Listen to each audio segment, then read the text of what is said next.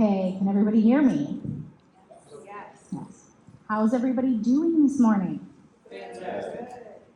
Okay, look, they're making me speak like first. It's early on a Sunday. I'm going to need a lot more than that from you guys. How are you guys doing today? Woo! Much better. Who's excited to be at Babies and Bums in Detroit? Amazing. Love it. Okay.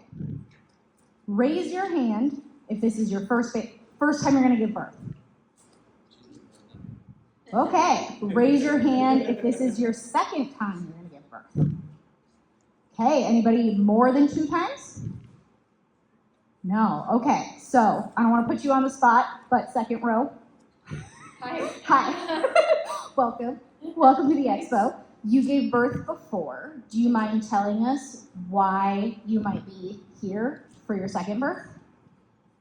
Well, it's been about 5 years, so kind of trying to get a refresher and then wanting to just equip us with all the tools possible. Our first birth went well, but not exactly according to plan A, so I think it's Very common. Prepared.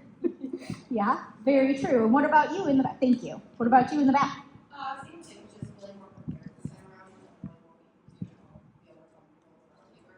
That is great. We want everybody to be comfortable because I'm here to tell you that birth, not only does it not have to be awful, it can be amazing, it can be joyful, it can be ecstatic. So I am Dr. V, you can call me Sam, and I'm going to tell you a little bit how I came to be standing here in front of you today. So while I was working on my PhD, I was focusing in psychology, and I was looking at the relationship between prenatal yoga and success with breastfeeding. Pretty niche area. But in that work, I learned so much. I learned so much about pregnancy, about the prenatal experience, about how what happens before you give birth impacts everything that happens during birth and everything that happens after. And I overheard a conversation between 2 women. It was an older woman and a younger woman. The younger woman said, you know, I don't really think I want to have kids. I don't know. But everybody says when you hold that baby for the first time, everything changes. And the older woman got really quiet. And she said, yeah, that didn't happen for me. And the way she said it, I turned around and I said, I'm really sorry to interrupt, but did I hear you say that you had a C-section? And she said, yeah, I had an emergency C-section. And I said, oh, the medications that they give you during a C-section, you can block the oxytocin receptors in your brain, so even though your body's flooding with oxytocin, you just can't feel it. And she stared at me for a long time. And she goes, for 20 years, I thought something was wrong with me. Why didn't anybody ever tell me? And all I could say was, yeah, there's a lot that they don't tell you. She never had another kid because she thought she was fundamentally broken as a mom. And it broke my heart. And I thought in that moment, I don't ever want anyone to feel the way this woman felt, and still feels to this day. So I took all of my research and all of the stories I heard and everything I learned and every journal I could get my hands on, and I created, discovered, paved a way for fearless birth. So, what do you think of when you think of birth? Anybody? What do you think of? What's birth look like? Pain. Does it look like this? What about this? Has anybody seen this? And maybe this? Right? Raise your hand if you've seen these images before. Okay, put them down. Raise your hand if you've seen depicted TV, movie, someone giving birth where it didn't look like this. No, maybe one hand. That's a big difference, right? So this is called the screaming birth trope, and it is the single most common way that birth is depicted in the media. Cool, Sam, why do we care, right? Why does this matter? It's just TV, it's not real. Actually, seeing screaming births depicted over and over again can make your birth more painful. That's right, your experience will be impacted because you all recognized those images. I'm not going to let that happen, though. We're going to stop that. So, in order to understand, we need to talk about berries. Our brains are very, very old, and we are social animals. Our brains have not really adapted to fully exist how we exist today.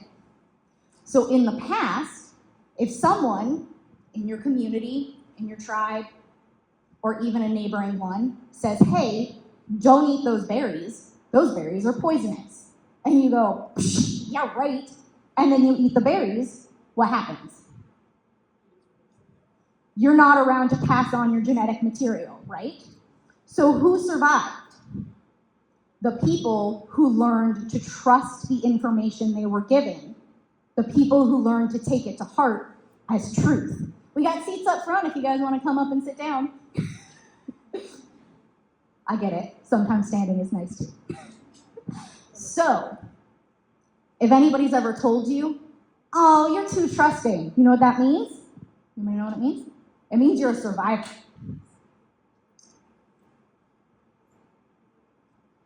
So, has anybody ever heard of the mind-body connection? Anybody associate it with like woo-woo-ness, right? Crystals, I don't know. In the past, it was not considered to be a very scientific thing, right? That's not true anymore. Now there is so much science around the mind-body connection, but to make it seem more sciencey, we call it the biopsychosocial approach, which basically means there's a relationship between these three things. Biological, what's happening with the biology in your body.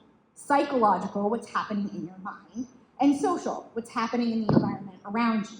All of these things are connected, and they influence each other to create your experience. So let's say you're feeling sad. That's psychological. But it's also biological. And you go and visit a friend. That's social. And the friend makes you laugh. Laughter is biological, but it's also happening in a social context. And then you feel happy. That's psychological, but it's also biological, right? So all of these things are interacting. So when we say birth is a biological event, it has to also be a psychological event and a social event.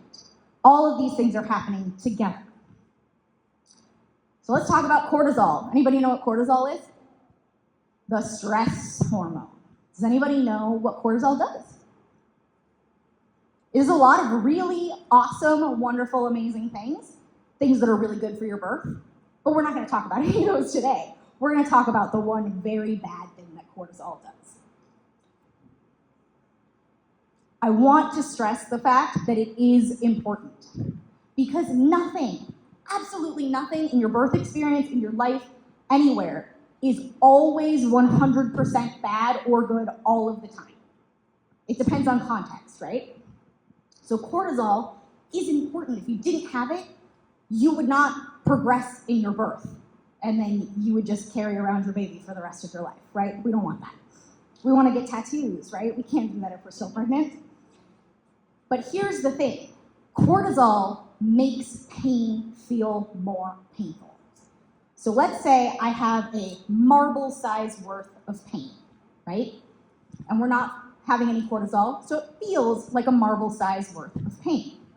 But now your cortisol level is high. That marble size ball of cortisol is gonna feel like a watermelon. Same amount of pain influenced by the increase in cortisol. So what happens is as your cortisol increases, your pain increases, and your cortisol increases, and so on. So we have already talked about berries, now we gotta talk about bears. So as I said, the brain is very old, and it has a lot of parts. One of these parts is called the fight, flight, freeze, or we're gonna say finding yourself in a romantic entanglement, because I'm not gonna use the other F word while we're up here. So that's one part. We also have the rest and digest part. So The stress that our bodies is designed for is quick. It's immediate. It is, there's a bear! And then you run and you hide, or you fight the bear, and then the bear goes away. Our brains are not designed for your phone going off every 30 seconds, or a 24-hour news cycle, or your boss emailing you on the weekend. That puts your brain into a chronic stress response.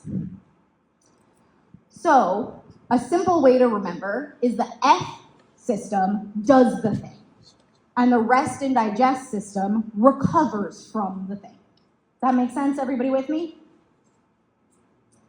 So, way back when, you go out, you're looking for berries, new berries, because those other berries are poisonous, and we're smart, we're survivors, we're not eating those berries. We're looking for new berries, and we see a bear. And we run, or we hide, or we go get all our friends, we fight the bear. During this whole process, our cortisol is through the roof, right? Gotta run, need more oxygen, need more adrenaline, right? We deal with the bear, we go back to bed, everything's fine, we rest, we digest, we recover. But the problem is, birth is not a bear, right? You can't fight it, you can't freeze it, you can't flee it, and you can't F it away. All you can do is face it. So, why do bears, berries, and TV shows mean that your birth will be awful? It's because it's all connected, right? It's that mind-body connection. So you hear a scary story about birth. Let's say it's on TV, movie. It can even be a story that your friend told you. And then you take those stories to heart, right? Like we learned from the berries. You have to believe what you are told in order to survive. If someone tells you this is how your birth will be, your evolutionary brain is going, this is how it is. I have to trust this information. But your brain doesn't know that the stories aren't bears. Your brain doesn't know it's just information. Your brain doesn't know that Hollywood is about making money, and oftentimes we portray women in ways that are funny or overly dramatic because it makes the movie better, right? Your brain doesn't know this isn't real, this is entertainment. Your brain doesn't know that we film scenes in this way because it's easier for camera angles. Your brain doesn't know any of this. You might know it, but your brain doesn't know it. So your body is reacting to a bear that doesn't have to be there. So in this reaction to the bear, your cortisol increases. And when your cortisol increases, what happens? Let's go, we're gonna try one more time. When your cortisol increases, what happens? Your pain is more painful. A+ is for everybody. So you become stuck in a self-fulfilling prophecy of pain. You think, you have a belief, birth will be awful. That leads to fear. That fear creates a bodily response, which is cortisol, right? Cortisol increases your pain increases your fear increases your pain. This reinforces the belief that it'll be awful, and it just keeps going around and around and around and around until cortisol leads to all of these other complications, like making your birth too long so that you need medical interventions.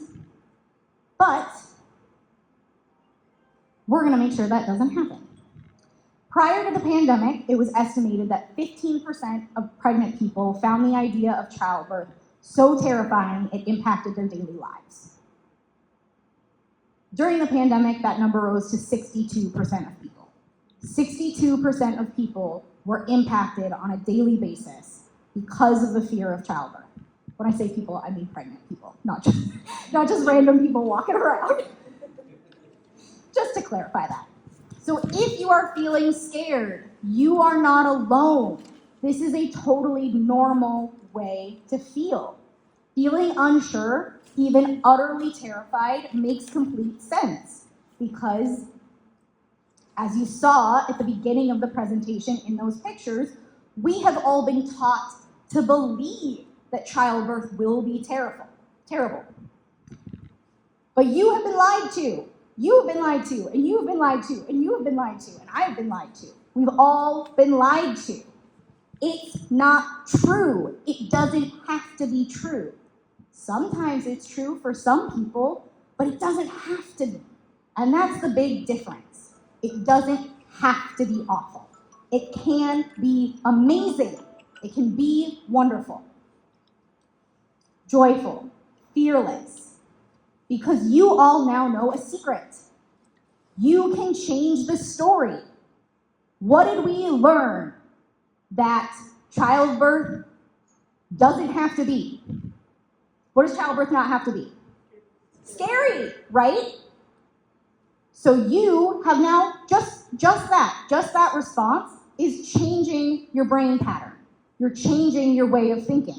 You are stopping that self-fulfilling prophecy. You have the power to do that. We already know that your mind and your body are connected. We talked about it earlier. Science believes it. So if you believe it, your body will believe it. You have the power to change the story that you have. You can stop the story.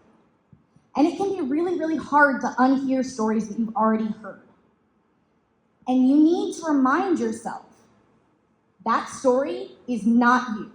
It's not this baby. It's not this birth. That story is not you. It's not this baby. It's not this birth. You have the power to stop the cycle of fear and pain.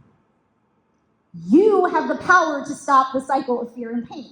That's pretty cool, right? You can do it. Right now. Do it right now. So, you can trick yourself into rest and digest. Remember I said there's the F system and the rest and digest system? They can't happen at the same time. Your body can't drive in both lanes, right? It can only drive in one. So when you're in that F system, if you trick yourself into rest and digest, the F system turns off. Pretty cool. The mind and the body are like really fascinating. It's pretty amazing. So, we're gonna take a deep breath. Everybody, 1, 2, 3. And sigh it out. Good, we're gonna do it again. This time with noise. Oh, that was good. You guys are good at this. We're gonna do it one more time.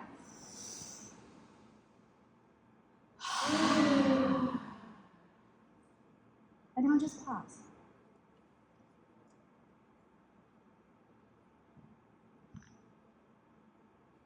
How do you feel? I see smiles on faces. You feel better. Look at that. You took control of what was happening in your mind just like that. It feels good, and it should. You have power. People don't hear that enough, especially women, right? You have power.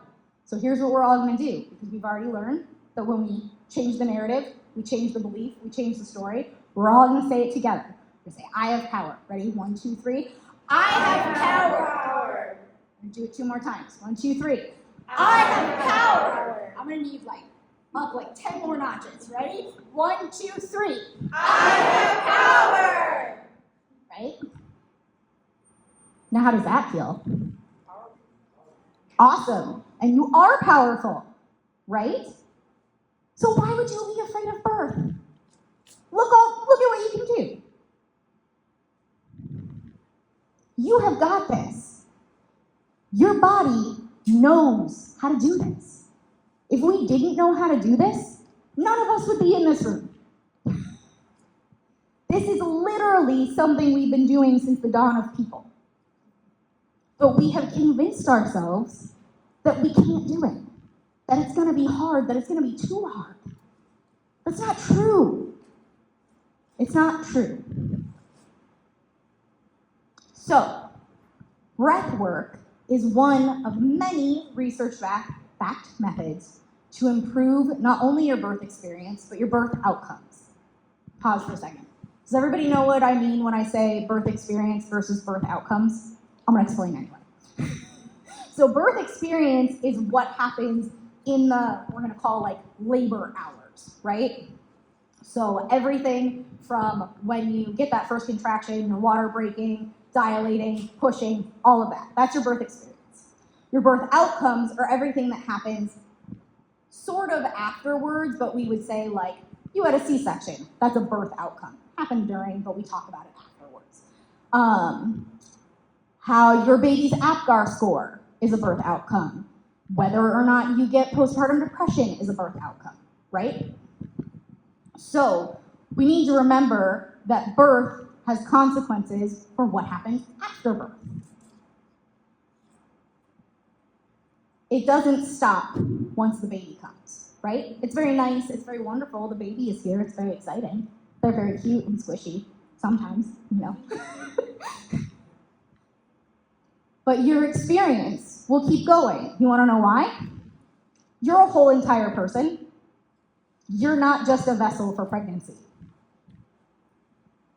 You are a whole entire person and not just a vessel for pregnancy. You were a person before you got pregnant, you're a person right now, and you'll be a person after you give birth, after you're done feeding your baby, after your baby leaves the house, goes to college, joins a motorcycle crew, you know, whatever. No judgment. So, yeah, I'm getting the signal. We're gonna move forward. Okay. You have already taken the first and most important step, right? What did we do? We stopped the cycle because we changed the story. We changed our beliefs. You have learned about the big lie. What's the big lie?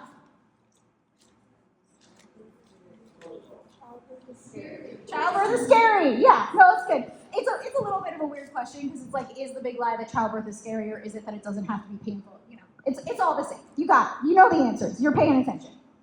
We have learned that childbirth does not have to be awful. And you have learned that you have the power to change your experience, right? Who believes me that you have the power to change your experience? I'm gonna need a verbal response, guys. Who believes me? Yes. Awesome. You can do this. You got this. Snail, yeah, you do. So, one of my mentors has taught me that at the end of a presentation, she always does a nice little quote, and I like to do that now too. So I'm going to read this quote to you because I truly believe it. I wish I could show you, when you are lonely or in darkness, the astonishing light of your own being. The astonishing light of your own being. You can all have wonderful births. I know it in my bones. I believe that for you. I want you to believe it for yourselves. Thank you.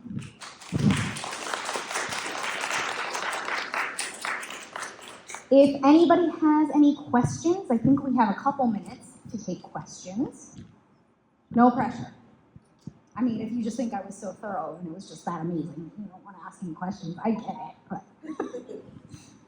No? Okay, we got a question? So I understand this is for the birthing of the wife. Does it also help with the fear of the husband? Yes. So, in my approach, because we talked about the social, right? Social is a big aspect. Defining who your support system is a big part of having a birth, having a great birth. It's a big part of any birth. But I like to talk about there being two parts of your support system: your support person or people, and your advocate. Your advocate is hopefully a doula, but your advocate's like your bouncer. Like, they show up and they're like, she said no, we don't want that, you get out, right? Your support person is there, and their job is to do, what do you think your job is as a support person? Support. This is obviously support for wife. Support, right? Which means what? This is a hard thing. What does it mean you have to do that's super hard? Be positive. Be positive, it means you have to take all of your stuff and leave it at the door. So, because of that, in my program, there is a whole set of worksheets and steps for the support person, because I want all the support people to feel confident and comfortable so that they can do what they need to do to help their partner. Because we're not going to do it alone, right? No one does anything alone. Does that answer the question? Yes, thank you very much. Yeah. Anybody else? They might kick us out. What do we got? No, we got time, I think. Yeah, we got time. Maybe. Yeah, go ahead. Yeah, kind of piggybacking off that, I was gonna ask what maybe the best ways for the support person could do to walk into like a repeat birth on a blank slate, like not thinking about, you know, the things that happened wrong last time and That's a great question. It's, it is similar to what the birth person is doing, but it's a lot of internal work, right? You have to go through and really confront your fears. Work through what your fears are. Talk about what's in your control and what's not in your control. And remind yourself that ultimately you need to be there showing up. And if you bring your fear into that room, you're not showing up. You're showing up with fear. And that doesn't help. And what's the goal? The goal is to be a good support person. The goal is to have a great outcome. And sometimes that means biting your tongue and putting on a sweater because you're cold, but your birth person wants it colder in the room, right? It just means working through your stuff. We focus so much on what the birthing person has to do to get ready. We don't really talk about the overwhelming and big life-changing journey that your support person is on. So they need to walk that path too. Yes? I may not be a survivor because I'm a question statistics. First of all, thank you so much for the presentation. Very well done. So you had a slide that said there was a fear in pregnancy before the pandemic. Yeah. And after the pandemic. Yes. How is that measured? So that's an excellent question. It was done through various research studies. So there's a study, I can get you the resources if you want them, because I know a like-minded person when I see one. Come to my booth, I'll get you the resources. But yeah, they were survey questionnaires. There's usually the perceived stress scale. There's the fear of childbirth questionnaire. Sometimes they do the back depression inventory. Am I staying in your lane still? Yeah. Okay. Did that answer your question? Okay. Anybody else? Okay. Thank you all. I do have to let you know that the next presentation in this room, I'm not sure what time it's at, but it's going to be a super awesome presentation about nutrition, and I highly recommend you all come. The presenter is awesome.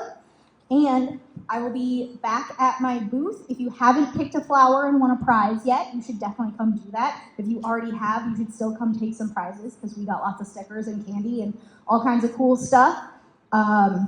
I'm signing books if you want to get a book, and I have a discount on my course, my online course, if you sign up today. So thanks everybody for coming. This was so much fun.